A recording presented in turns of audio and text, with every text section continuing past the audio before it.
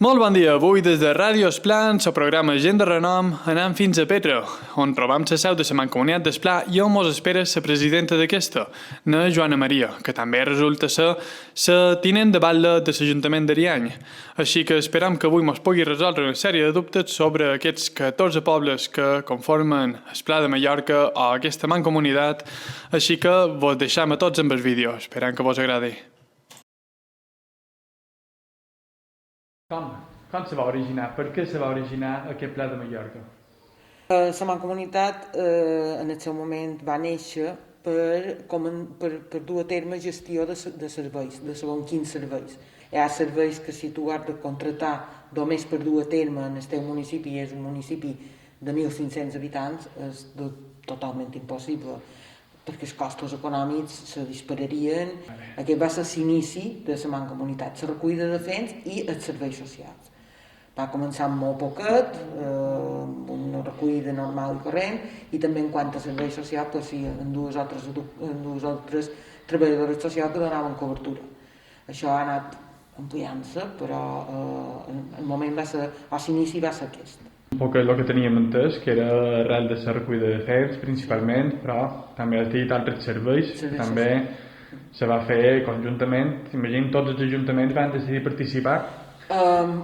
Tenim els 14 municipis, però no tots formen part de tot. Per exemple, en serveis socials, Porreres no està mancomunat. Porreres va entrar un poquet més tard que els altres municipis a formar part de la mancomunitat.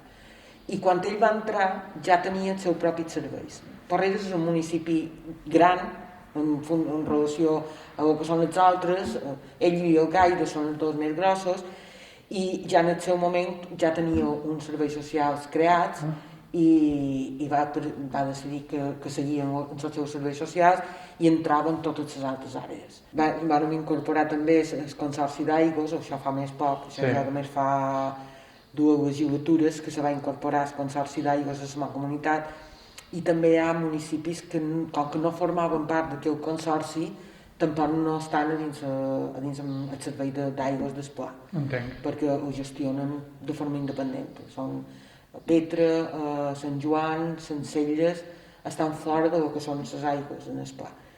Per tot l'altre sí que s'ha du conjuntament. A nivell geogràfic, Esplà canvia molt de nivell polític? És que sempre m'ha cridat l'atenció, això també. M'ha cridat molt l'atenció que quan tu te'n vas a cercar un mapa te trobis que Muro i Santa Margalida pertanyen a Esplà. Efectivament. Jo no ho he entès mai així, però a Pentura antigament se considerava que aquests dos municipis... I per exemple cap a Porreres, la zona de Montuïri... I això ja formava part de l'altra part de Santanyí i cap a Campos... I és curiós perquè les preguntes que se van fer on va ser que molt gaire. Molts deien, per exemple, un dels pobles que tenien més roce era Llucmajor. Tota la part que no pertanyen a Esplà. Sí, però en tots aquests municipis que tu m'has comentat ara, per exemple, Llucmajor, Santa Margalida, Muro, són municipis que tenen molt poc a veure amb Esplà. Esplà són municipis petits, amb pocs recursos i que no tenim costa. I doncs podríem dir que un al·licient unificador d'aquests municipis d'Esplà vendria a ser això, la falta de recursos. Com tu has dit inicialment. Sí. I a més aglutinar municipis en problemàtiques molt semblants. No és el mateix gestionar un municipi com els tres que hem anomenat, per exemple, per no dir-ne un altre, que la problemàtica que tenen els petits pobles d'Esplà. Correcte. Existeixen altres tipus de mancomunitats o d'associacions entre pobles similars a la Mancomunitat d'Esplà? L'única que sí que gestiona serveis comuns és la de Reguer. La de Reguer sí que sé que tenen serveis socials no tan integrats com nosaltres, perquè m'apareix que cada ajuntament té la seva treballadora, però que sí que de qualque manera se coordinen en quant a serveis socials, en segons quin tipus de programes i demés. Fan la recollida de residus conjunta, això sí que ho fan mancomunadament, però no sé exactament si tenen altres serveis. Però sí que és una mancomunitat que com a tal funciona a nivell també no només geogràfic sinó també polític i de serveis. Aquí a la Mancomunitat d'Esplà la legislatura dura exactament igual que una presidència normal, 4 anys? 4 anys. Depèn de... Cada vegada que se renoven els ajuntaments, se renova la Mancomunitat. I són els propis ajuntaments, imagino, que elegeixen... Sí, els representants de cada un dels ajuntaments. Normalment sol ser vàlida, però hi ha casos que no és vàlida, que ve un regidor i qualque vegada no n'hi del mateix grup polític que és vàlida. Cada ajuntament, quan se conforma, designa un representant del seu ajuntament a la Mancomunitat. I aquest és el que ve aquí i llavors se crea la Mancomunitat. Sí. Perquè entenem que aquesta és la teva tercera legislatura com a president de la Mancomunitat. Sí. La primera... Fa 3 vegades. La primera és regidora d'Ariany. Sempre he estat tinent vàlida quan he venit. Tinent vàlida. Sempre he estat la tinent vàlida de l'Ajuntament i jo no he estat mai d'alguesa del meu poble, però sempre he estat tinent vàlida quan he estat aquí president. Poble, el qual és Ariany, el poble més jove de la Mancomunitat d'Esplà, el darrer que va, no només de la Mancomunitat, sinó de Mallorca. El poble més jove de Mallorca, Ariany. Sí. El poble més jove i un dels més petits. 1982? 82, de juliol del 82. Juliol del 82. Bueno, en tema de competències de la Mancomunitat d'Esplà, quines llibertats teniu? Dins quins àmbits podeu vosaltres, sense permís del Consell de Mallorca o inclús del govern central, quines competències teniu que podeu fer lliurement? Nosaltres tenim competències municipals. L'Esplà només poden gestionar, o la Mancomunitat només gestiona competències que pròpiament dites són dels ajuntaments. No tenim altra competència supramunicipal. Aquí se gestionen competències municipals, no tenim res més que no sigui dels pobles. I el que se gestiona aquí és perquè els pobles ho han delegat a la Mancomunitat. Ja sigui la recollida de defensa és una competència municipal, que la tenim delegada, el servei social també és una competència municipal i la tenim delegada aquí. Ara tenim també promoció econòmica, que de qualque manera és un servei que donem des d'Esplà, però de la mà dels ajuntaments i tenim 2 ADLs i una orientadora que fan feina des d'aquí. Llavors, han tingut educació d'adults, enguany, desgraciadament, per la pandèmia ho han hagut de suspendre. Sí, era una cosa que anava molt bé. Sí, no teníem aules, no teníem que poguessin donar servei en la seguretat que ens requerien. I ara tenim aigües, també, la recollida d'aigües, el subministrament d'aigües i de clavegueram també ho duim des de la Mancomunitat. Però tots són àrees que són municipals, que són competències dels ajuntaments. Nosaltres aquí no tenim competències supramunicipals. És a dir, la Mancomunitat no pot posar-se en contacte més amunt per exemple, el tema de gestió turística. Perquè, segons tinc entès, aquí a la Mancomunitat d'Esplà estem ja fora d'habitacions de lloguer turístic, habitacions disponibles per la compra d'aquestes, així com... Hi ha municipis, no sé si te refereixes a que hi ha municipis que ens han considerat saturats turísticament, que ja tenim dificultat per poder accedir a places de lloguer vacacional. Nosaltres d'això no és que tinguem una competència en turisme, el que passa és que sí que hem provat de fer un front comú, de crear una marca comuna i d'anar fent gestions comunes de promoció turística d'Esplà. Entre altres coses perquè creiem que en Esplà el producte que podem oferir, que és la nostra cultura, les nostres tradicions, la nostra gastronomia, que és l'essència de qualque manera de lo que és Mallorca, perquè això ja, si no se troba aquí, no s'ho trobarà enlloc més.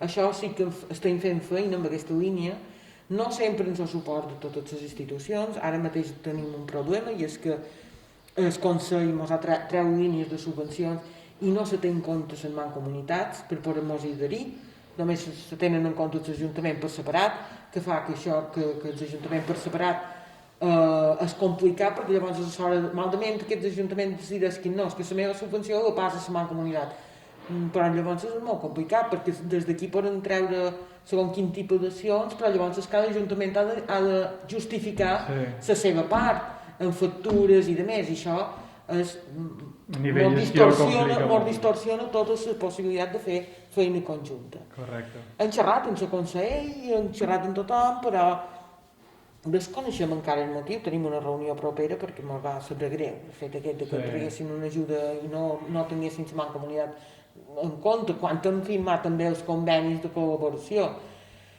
I bueno, això sí que és una cosa que des d'Espla sí que volem potenciar, una promoció del turisme conjunt i que ofereixi. Correcte, com tu dius, no només és que és necessari perquè, clar, aquí a nivell pla alimenta a molta més gent que no a nivell costa. A nivell costa, al final tot bé se'n van a uns pocs, mentre que aquí en el pla repercuteix a nivell econòmic damunt tota la gent de cada poble. Sí, i a més és un turisme que no és tan estacionari com és el turisme de la costa.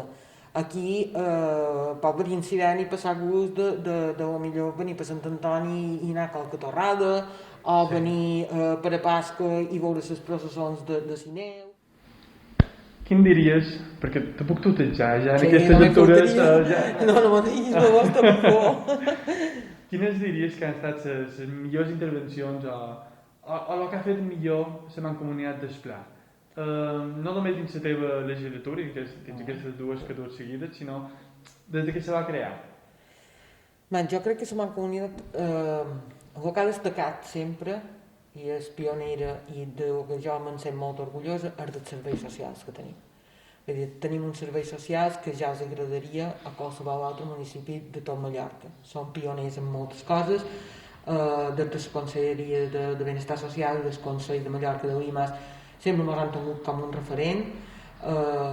S'ha fet molt bona gestió en serveis socials i és una de les àrees de les que jo me'n sent sempre més orgullosa.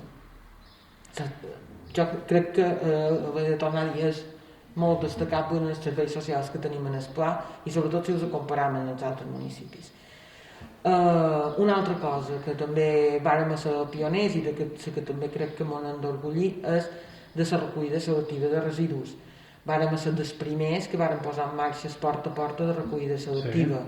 Ens tenc que córrer en la situació com està, és molt important fer feina en medi ambient i potenciar la recollida. Nosaltres érem nens quan va començar tot la recollida selectiva. Sí, ara deu fer com 14 o 15 anys que se va posar en marxa la recollida selectiva i al principi va ser complicat perquè passar de la gent tenir només un poal de fins a fincar seva a fer-li fer 4 o 5 fraccions de residus era complicat, però a poc ha anat calant i la gent més o menys, un municipis més, uns menys, però s'ha anat posant en marxa i avui en dia quasi tothom té una bona I entenc un bon acolliment. Que sempre és un poc més senzill a nivell pobles, a nivell menys habitants, perquè jo record de 8 anys viure a Palma i que no sapiguessin ni ja res de lo que era la recollida selectiva. Van començar a posar contenedors a peu de carrer, però cadascú s'havia de gestionar la seva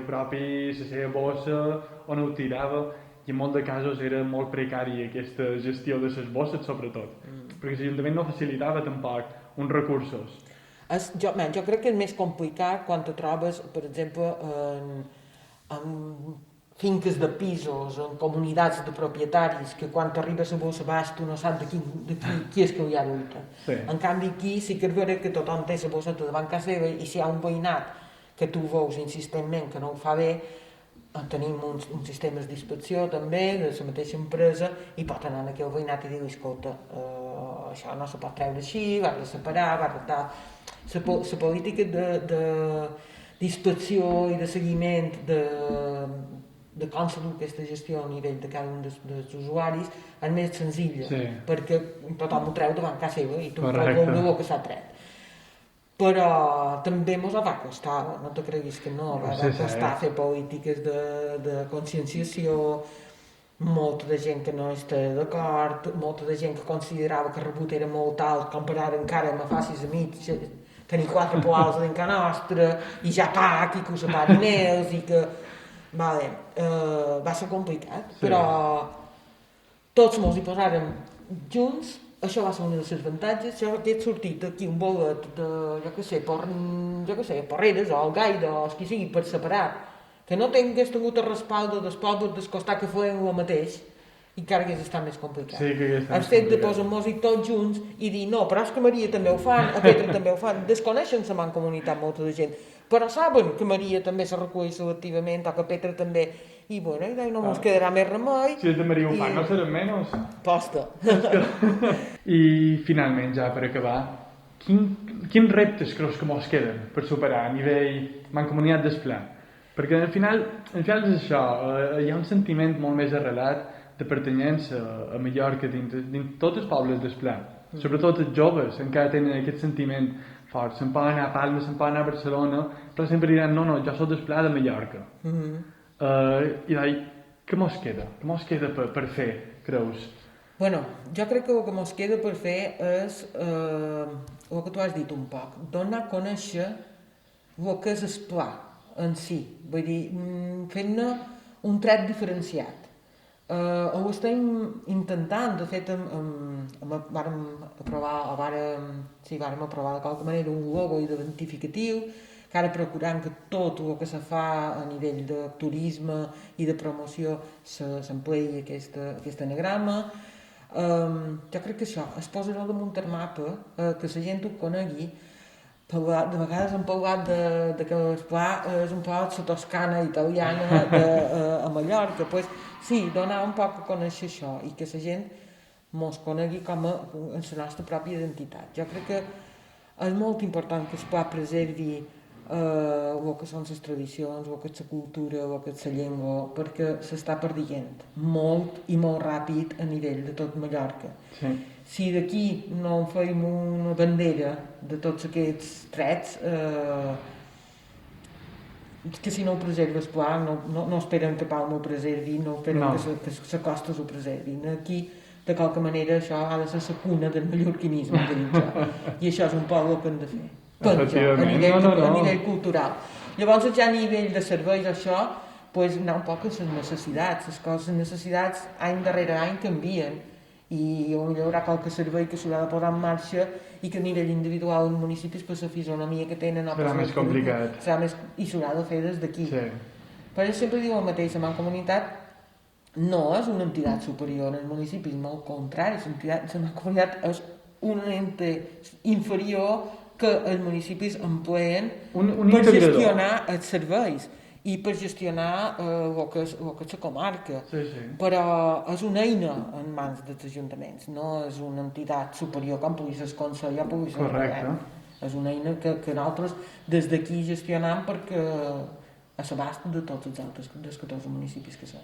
Sí, i no queda res més a dir. Moltes gràcies. Ja veuràs com nosaltres el que intentem és això, aquesta promoció d'Esplà de Mallorca.